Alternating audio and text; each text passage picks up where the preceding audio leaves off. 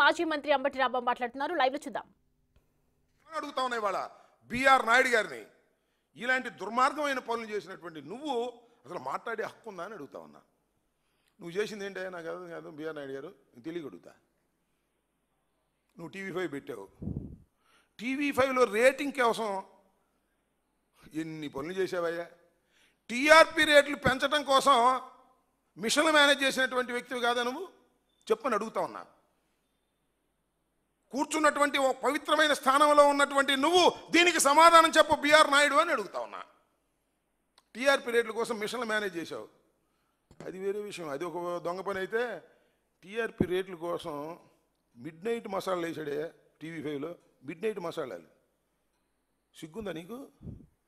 నువ్వు దైవాన్ని గురించి, హిందూ మతాన్ని గురించి, నీతి గురించి, నిజాయితీ గురించి నువ్వు మాట్లాడుతున్నావు, మేము వినాలి.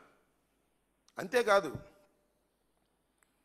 వ్యాపారంలో చెయ్యొచ్చు, ఎవరైనా వ్యాపారం చేసి తప్పు లేదు, 4 రూపాయలు సంపాదించుకోవటం కోసం. బట్టతల మీద ఎంట్రుకలు మొలిపిస్తానని ఒక మెడిసిన్ తీసుకొచ్చాడు మహానుభావుడు బిఆర్ నాయుడు. న్యూజెన్ విపరీతంగా అమ్మేశాడు. పాపం నిజమే కదా, ఇవాళ 30 సంవత్సరాలకే బట్టతలు అయిపోతున్నాయి. ఏంట్రా ఈ కర్మ అనుకుని ఈ బిఆర్ నాయుడు గారు చెప్పినటువంటి న్యూజెన్ కొనుక్కుని రాసుకుని రెండింటికలు బాగొట్టుకున్నారు తప్ప ఒక్కడికి మొలిసిన పాపం లేదు. అక్కడ దాకా ఎందుకు? బిఆర్ నాయుడు ముఖం చూడండి, ఆయన నెత్తి మీద 4 గంటలే ఉంటాయి. మరి నీకు మొలమంది దేశమంతా మొలుస్తాయని అమ్ముకున్నావు, డబ్బులు సంపాదించుకున్నావు. చీటర్గా నిన్ను గుర్తించారు ఆ రోజు ప్రజలు. అంతేకాదు, మళ్ళా ఆర్థోజన్ అంట, మోకాళ్ళ నొప్పులకి ఇది రాసుకుంటే మోకాళ్ళు నొప్పులు తగ్గిపోతాయి అని మీ TV5లో ప్రచారం చేశావు. ఈ 2 మెడిసిన్స్ నువ్వే తయారు చేసి రంగు నీళ్లు కలిపి అమ్మి కోట్ల రూపాయలు సంపాదించినటువంటి దుర్మార్గుడివి, చీటర్వి, నువ్వు వ్యాపారంలో చేసినటువంటి వ్యక్తివి. ఇవాళ ఒక పవిత్ర స్థానంలో ఉన్నావు. అది మహాపాపం చంద్రబాబుకి వస్తుంది, నీకు వస్తుంది. మా కరుణాకర్ రెడ్డి గారు చెప్పాడు, ఆయనకి పాపం మోకాళ్ళు పాపం ఆపరేషన్ కూడా చేయించుకున్నాడు. చాలా మందులు రాసి నీ ముందు కూడా రాశాయంట. రాసి మోకాళ్ళు అరిగిపోయి వచ్చినాయి కానీ మోకాళ్ళు నొప్పులు తగ్గలేదంట. ఇలాంటి ఒక చీటింగ్ పద్ధతుల్లో అశేష ఆంధ్ర ప్రజానీకాన్ని మోసం చేసేటటువంటి కార్యక్రమంలో ఇవాళ న్యూజెన్ లాంటి, ఆర్థోజన్ లాంటి మెడిసిన్స్ తీసుకొచ్చి అమ్మి లక్షల కోట్లు సంపాదించుకున్నటువంటి వ్యక్తివి నువ్వు కాదా? నువ్వు కాదా అని అడుగుతా ఉన్నా. నువ్వు ఇవాళ జగన్మోహన్ రెడ్డి గారి గురించి నీ ఇష్టం వచ్చినట్టుగా మాట్లాడుతున్నావు. అంతేకాదు, నీ కాలు ఎంత అద్భుతమైందంటే ఇదే న్యూజెన్ లాగాను ఈ ఆర్థోజన్ లాగానే, ఎంత రాసినా మొలవదు జుట్టు, ఎంత రాసినా మోకాళ్ళ నొప్పులు తగ్గవు, నీకు మాత్రం క్యాష్ పడిపోద్ది. ఆ రకంగా ఎప్పుడు లేదండి తిరుపతి చరిత్రలో. మరొకసారి వెనక్కి వెళ్ళి చూసుకోండి భక్తులు, హిందువులందరూ కూడా చూసుకోండి. ఒక పవిత్రమైనటువంటి దేవాలయం, పవిత్రమైన దేవాలయంలో లక్షల మంది వచ్చారు. కొన్ని సందర్భాల్లో ముక్కోటి ఏకాదశి సందర్భంలో లక్షలు కాదు, ఇంకా చాలామంది వచ్చారు. కొత్త ఏం కాదు. నువ్వు కాలు పెట్టావు, ముక్కోటి ఏకాదశి రోజునే 6 భక్తులు ప్రాణాలు పోయినాయండి. ఇప్పుడే జరిగిందా?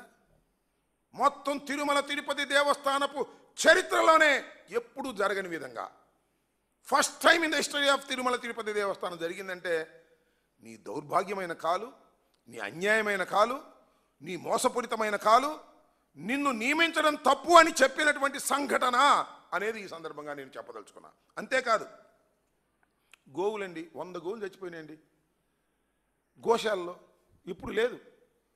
ఒక పవిత్రమైనది గోశాల, తిరుమల తిరుపతి దేవస్థానం మెయింటైన్ చేసేటటువంటి గోశాల. ఆ గోశాలలో 100 గోవులు చచ్చిపోయినాయి. టక్కన పూర్తి చేశారండి. పోస్ట్ మార్టం కూడా చేయలే. పోస్ట్ మార్టం చేసి ఎందుకు చనిపోయినాయి ఏమిటి అనేటి తెలుసుకొని వాటికి మళ్ళా కడమై చనిపోకోకుండా దానికి మందులు వాడవలసినటువంటి ఒక పద్ధతి ఉంటే వాటిని మాత్రం పోస్ట్ మార్టం కూడా లేకుండా కంపారేశాడు. ఇది మోసం కదా? ఏమండి బిఆర్ నాయుడు గారు, నాకు తెలియగడుగుతా. నువ్వు చెబుతున్నావు అసలు నీకు 100 దర్శనాలు ఇచ్చారండి, నాకు 50 వాడుతున్నాను, మిగతా వాడలేదు. ఎందుకంటే ఒక VIP దర్శనానికి వెళితే సామాన్యులు ఇబ్బంది పడతారు, అందువల్ల 50 వెళ్ళడం లేదు, 50 ఆపేశాను. 100 ఛాన్స్ ఉన్నా సరే చైర్మన్గా 50 నేను వాడుతున్నాను, కడమే వాడలేదు అన్నాడు. ఇది ఒక పెద్ద అబద్ధం. ఏమైనా తెలియగలుగుతాను.